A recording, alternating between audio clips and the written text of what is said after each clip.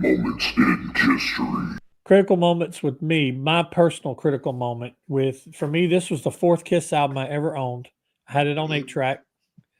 I had it just like this. This is not the actual 8-track. I had it on 8-track. Show off. Nice. You Is there a Kiss tear on it? elitist. I was not aware of the slip cover. I was not aware of the sticker, which we'll show that later when we're showing merch because I have that. I wasn't aware of that until years later when I got it on vinyl. I had Destroyer first, then Alive 2, and then Love Gun because I love Shock Me, and then this album because I love the song Makin Love and Mr. Speed. Then as much as I do now, I also really liked Calling Dr. Love. The reason why this album is critical is, one, it was produced by Eddie Kramer. It's the first Eddie Kramer production that we get other than Alive. It's the first studio production. I think it was very critical that this was kind of on the heels of Destroyer. They kind of took them off a tour because Destroyer did really good and then it kind of tanked. And so they recorded this album, this masterpiece. They recorded it in 20 days, released it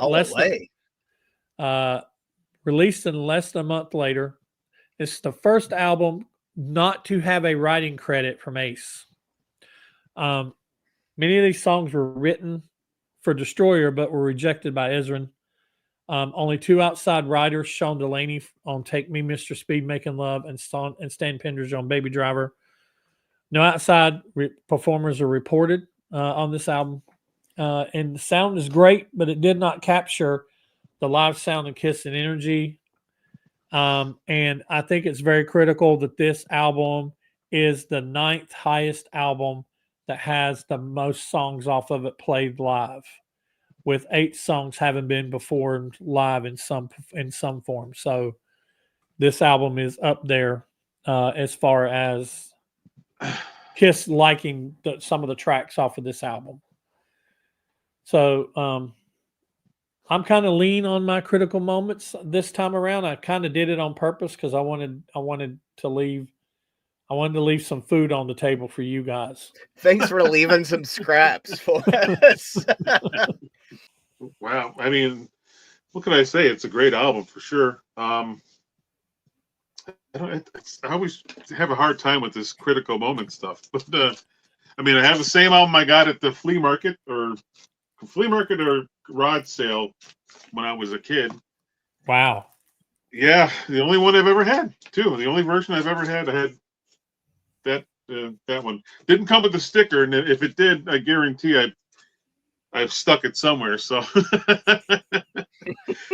it is a great album. I like the way it's a little more stripped down from Destroyer, and I just I don't know what to say about it. It's one of my faves, but I think over time they seem to have forgotten about it. Mm-hmm. So it's definitely critical to Alive 2, but it's in the long run, I don't know. I guess we'll talk about it. We will. Yep. Critical moments for me. This, like you said, Brant, they took them off the Destroyer tour. They recorded this album in a theater in Nanuet, New York. Yep. Which is like right on the New Jersey-New York border. And it's always cool when you read about stuff, like obviously years later, but how Peter's drums were done in the bathroom on the camera or whatever, mm-hmm. while they played in the I think the theater was in the Round. Mm-hmm. So they were on a stage, and then they had Peter on video, which in the 70s, that's wild to think about. Mm-hmm. Also, this tour was major because not only did they play Madison Square Garden for the first time in New York, they were playing those bigger arenas. They weren't stuck to just theaters and small arenas. They were playing major arenas. And also, this album, they go to Japan and they film the HBO special, which was obviously also... I actually watched when we were originally going to do this show 2 weeks ago, I think. 3 weeks ago, whenever it was. I'd never seen this version before, but on YouTube, I found the Australian broadcast version of the concert. I'd never seen that. I didn't know there was any differences. And since then, you know, they put it on Kissology. What was that? Volume 2? Or was that still? No, that was still 1. Which that was the first time I think I'd ever saw that, because I don't think I had it on bootleg DVD. But yeah, I mean, this is kind of Kiss taking that next step. They became superstars on Destroyer. They're taking that next step. They've got 2 singles on here that cracked the top 20. It's a big deal.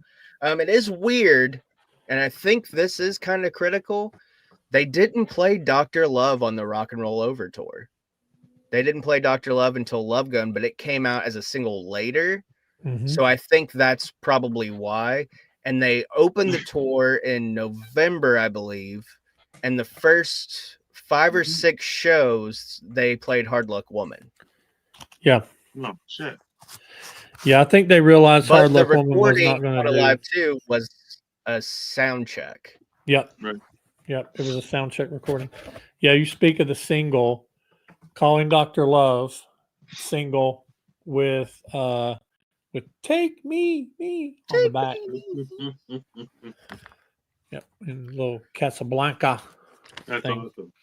That's pretty sweet. I need to start doing 45s, but man, I No, don't you know if don't. I'm ready for that rabbit hole. No, you don't. No, you don't. I don't even do it. I don't even do it like passionately, and I have more than I really should. Yeah.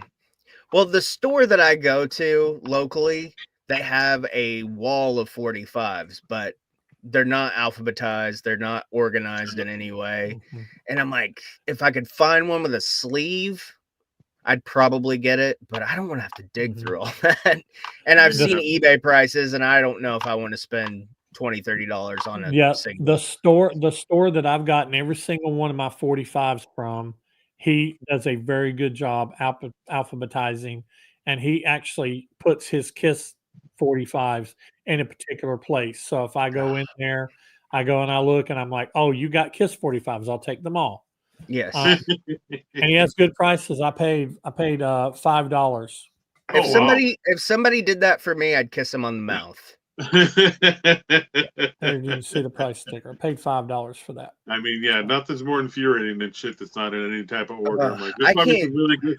That's There's when probably the some really good stuff at the stores I go. Like a couple that I'm like, I just see a big pile of shit, and I'm like, No. I can't do it, man. not worth my Can't do it. time. Can't stand there, and especially like records when you're looking at like that, you know. Oh, no like way. 50, 60 Make it records. where You're I like, can flip through it. Yeah. let me just stand on my, you know. Yeah. And the spine is usually where it's all blown out and shit anyway. Right, So you I don't know. even know what it was. Like, half the time. I know.